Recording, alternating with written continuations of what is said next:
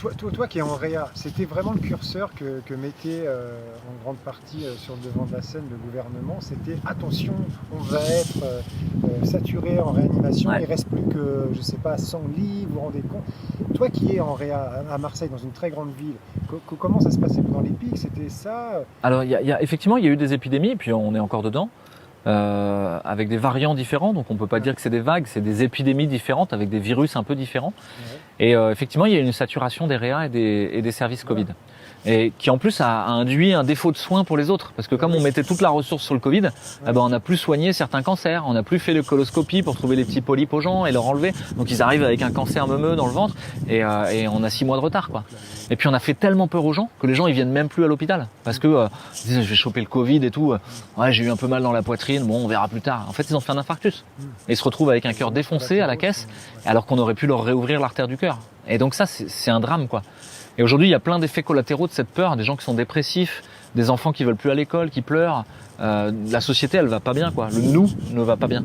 Et effectivement, c'était pourquoi pour l'histoire de la réa. Mais pourquoi la réa elle est pleine? Parce que la réa elle est tout le temps pleine. Parce que dans ce système néolibéral dont on parlait, le but, c'est le profit. Et donc, ma réa, elle gagne de l'argent si elle a des gens graves et qu'elle est pleine. Et si elle est vide, on va me dire non, mais on t'enlève des infirmières. Donc moi, je vais prendre des gens, par excès parfois. Je vais garder des gens trop longtemps, qui sont plus trop malades, ou je vais prendre des gens pas assez malades, ou je vais prendre des gens trop malades dont je sais qu'ils vont mourir de toute manière, pour que ma réa soit pleine. Et ça, à la limite, à l'hôpital public, on en a été protégé pendant assez longtemps. Mais dans le privé, ils en sont pas du tout protégés. Il y a certaines réas où il y a des gens qui en finissent pas de mourir à 85 ans, alors que on est dans l'obstination déraisonnable, si tu veux. Donc là, on est revenu au réel ouais, il fallait prioriser. Et les Covid, c'est important parce que c'est des gens où on peut vraiment leur faire du bien avec la réa. Mais le bout d'un système, c'est quand ça n'a pas été bien pris en charge en amont. Pourquoi il y a des arrêts cardiaques dans les hôpitaux? Parce qu'il n'y a pas eu des soins corrects avant. On dit qu'il y a un défaut de qualité des soins. Normalement, il ne devrait pas y avoir d'arrêt cardiaque à l'hôpital. Et ben le Covid, pourquoi tout le monde est en réa à la fin? Pourquoi les réas sont pleines? Parce que le système a été mis en place de manière débile en amont. Qu'est-ce que ça veut dire? Quelqu'un qui a des symptômes, ORL digestif, un petit peu de fièvre, il fait son test, il est positif. Ok, il a le Covid. Il faut le soigner. Pour le moment, on dit paracétamol, bonne chance. On se revoit dans 2 semaines quand vous êtes en train de vous étouffer. C'est pas correct. C'est pas comme ça qu'il faut faire. Parce que là, tu as des chances que les gens ils arrivent par le SAMU en urgence, en réa. Non, tu vas les soigner. Déjà, les immunomodulés, leur donner tout ce qui permet que l'immunité aille mieux. Vitamine C, vitamine D, zinc, il y a plein d'autres choses, le sport, la joie, la beauté, la vie sociale. Tout ce qu'on a interdit, en fait. Et puis, tu vas leur donner un traitement s'ils sont à risque de développer une forme grave. Ces traitements, on sait qu'il y en a qui marchent, quoi.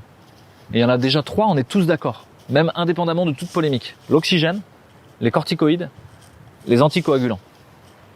Et ça, tu peux le faire à la maison. Pour le moment, tout le monde vient à l'hôpital quand il va pas bien. Parce qu'on donne aucun soin en amont.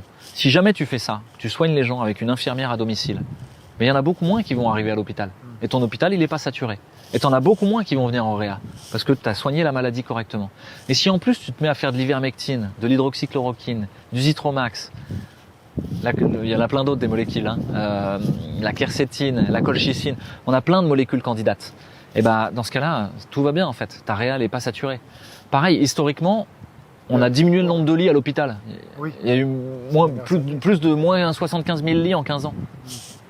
Soi-disant pour mettre en route l'ambulatoire. Mais on n'a justement pas fait l'ambulatoire dans cette maladie. Et pareil, en aval de la réa, si jamais tu as des services pour que les gens ils puissent sortir un peu plus tôt, ils ont encore un peu d'oxygène, mais ça va. Tu vidanges ta réa. Aujourd'hui, il y a des gens, ils restent en réa parce qu'il n'y a pas de place en aval. Tu vois, où ils restent en secteur Covid parce qu'on n'a pas d'endroit où les faire sortir. Mais ça, c'est de l'organisation. Voilà, tu te rends compte que les organisations, elles sont en silo. Qu'en fait, le système, il se parle pas. Et donc, on continue à faire des systèmes débiles, quoi. Ça va, ça répond à ta question? Oui, ouais, et donc la réa, c'est un bon critère, mais ça veut pas dire qu'il faut fermer les restos, faire des confinements à 18h. Ça, c'est des conneries, quoi. Le couvre-feu à 18h, ça veut rien dire.